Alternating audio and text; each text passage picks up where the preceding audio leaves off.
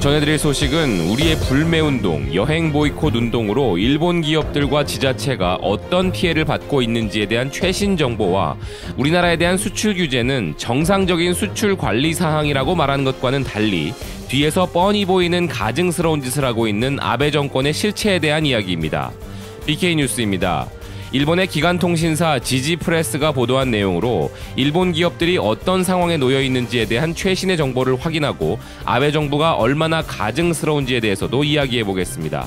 보도는 우선 아베 정부가 우리나라를 화이트리스트에서 배제함으로 인해 한일 관계가 수렁에 빠져 장기적인 영향을 받을 것을 우려하면서 관광업계 등에서 이미 영향이 나오고 있으며 우리나라의 반일 감정과 불매운동의 동향에 경계를 강화하고 있다고 전하고 있습니다.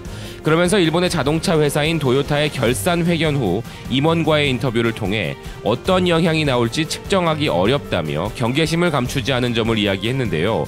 우리는 이미 국내 언론을 통해 도요타 차량에 대한 상담 건수가 1,489건에서 789건으로 47% 감소했다는 것과 판매량도 전월 대비 37.4% 줄었다는 보도를 들은 바 있습니다.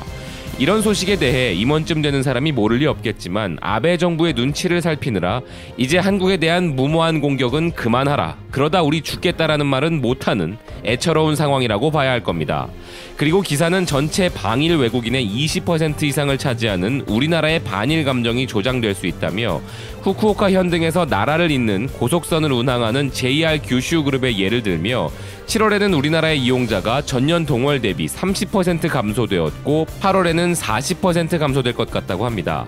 규슈 지역은 아베와 그 무리들 중 넘버 2인 아소다로 부총리의 텃밭이므로 우리가 규슈 지역으로 관광을 많이 가지 않으면 아베 정부 내부 단합에 금이 가게 할 수도 있는 부분입니다. 지금처럼 우리가 규슈 지역으로는 소변도 보지 않겠다는 자세를 계속 유지한다면 분명 자민당 내부 분열은 우리의 힘으로 시작될 수도 있다는 의견입니다.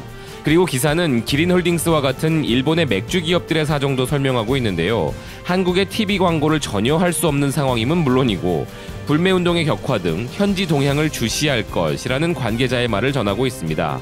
또한 영향을 받지 않고 끝난다고 생각하지 않는다라며 굳은 표정으로 말하고 있다고 전하고 있습니다. 심각성을 그대로 표출하지 않는 일본의 국민성과 아베 눈치를 보는 그들이 이 정도로 말을 한다는 건 내부적으로 심각성에 대해 깊이 인지하고 있다는 것을 보여주는 부분이겠죠.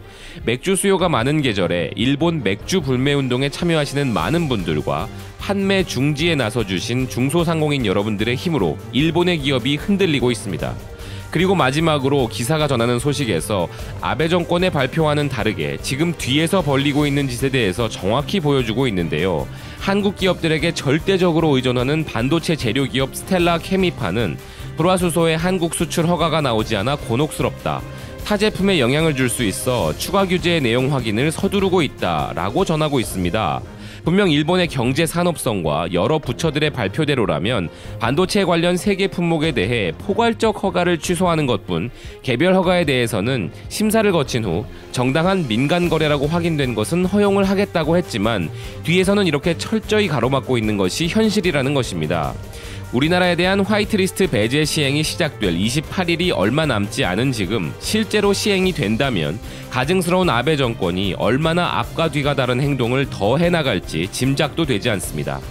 이렇게 아베 정권이 강제적으로 가미카제를 반도체 재료 기업들에게 시키고 있다는 것이죠.